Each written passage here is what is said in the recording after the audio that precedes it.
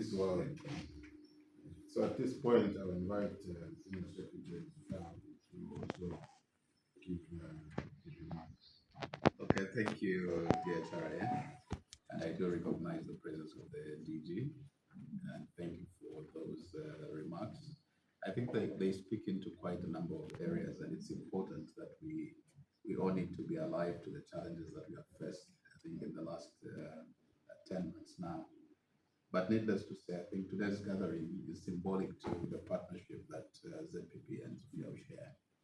And we're excited to be here and be part of this ceremony to ensure that we sign a collective agreement after quite a lengthy period of negotiating. Obviously, this has resulted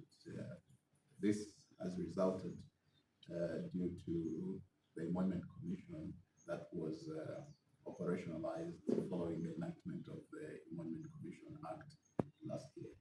But nevertheless, I think as unions, we remain committed to ensuring that we defend the process of free collective bargaining, because this is our mandate and constitutionally so. And we have a number of institutions where we are facing these challenges, and as a union, I think we have stood our grounds to be able to fight the process. The Employment Commission Act is quite clear. It does not allow the Employment Commission to be able to engage themselves in negotiations. But our position now is that even as they provide those parameters, they should be quite reflective of what is happening in our economy. And this, I think, we'll continue to do to ensure that the conditions of service for our members and every worker out there is protected. Did you talked about the prolonged negotiations and subsequently extension of the collective agreement? When we were engaged to extend the collective agreement, we were not very comfortable to allow an extension of 3 months. Reason being, we didn't want the parties to relax, because our aim was to ensure that we quickly conclude the process and be able to take the document to the Ministry of Labor. But definitely, I think that is taken note of. We'll be able to handle things better. But our hope also is that we will not find ourselves in that similar situation getting into next year, based on the conversations and the engagements that we've had with the Employment Commission and other stakeholders, to try and come up with a roadmap that will address the challenges that we have faced in 2023. Like I've said already, the process of collective bargaining is well protected by a number of laws, including the ILO international standards that allow for social partners to be able to negotiate freely. The coming in of the Employment Commission should not be able to destabilize that, and to ensure that they are fully aligned to those processes, because Zambia is a signatory and a member of the global community. So this one is quite important to us as a labor movement.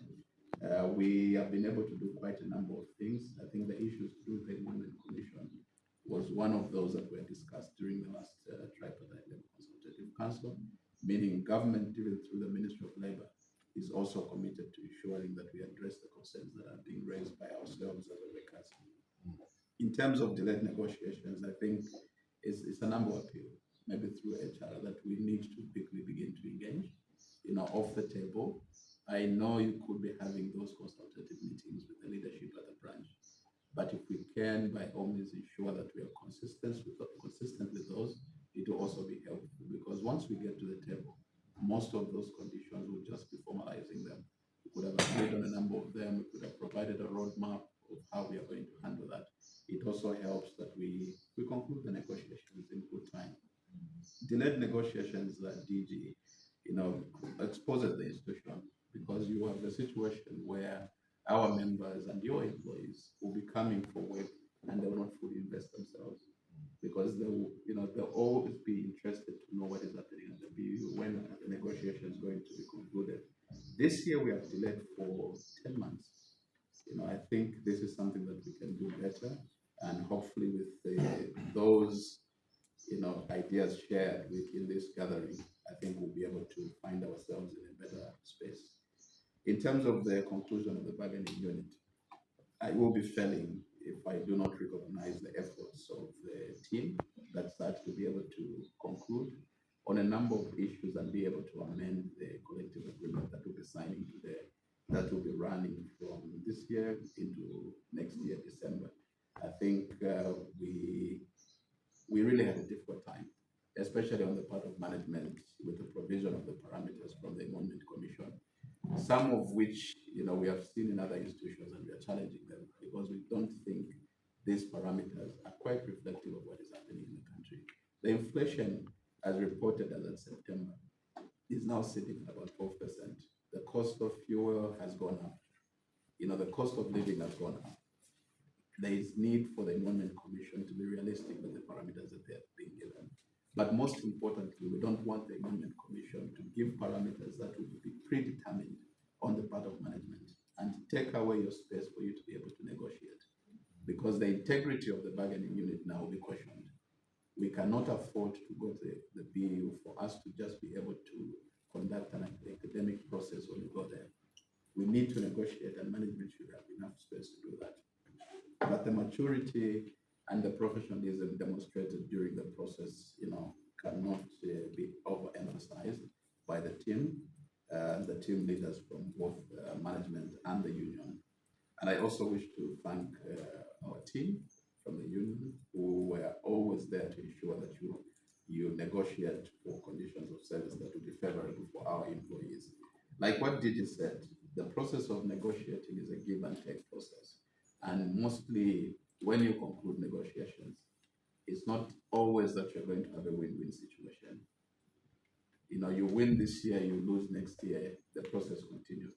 But what is important is that once we sit and agree, I think this is a position that is agreed by the two parties. This is not a position for management, it's not a position for the union. It's the position that the union and management has agreed on for the year 2023. And we should be able to now begin to look forward. Even as we do so, DJ, I think our focus is that we quickly get into the process of beginning to collect the mandate from our members. Like you rightly put, and I think I've also affirmed to that we have delayed in concluding this year's negotiations.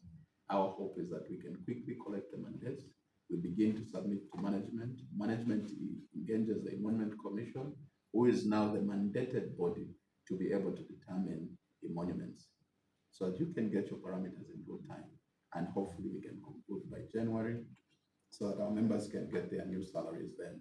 Because I want to believe these are mixed negotiations that we are doing. We have got one item that we'll be looking at, unless we have got any deferred items from this process into the next one. But I believe this is a process that we can finish in good time and avoid delays like we have seen this year.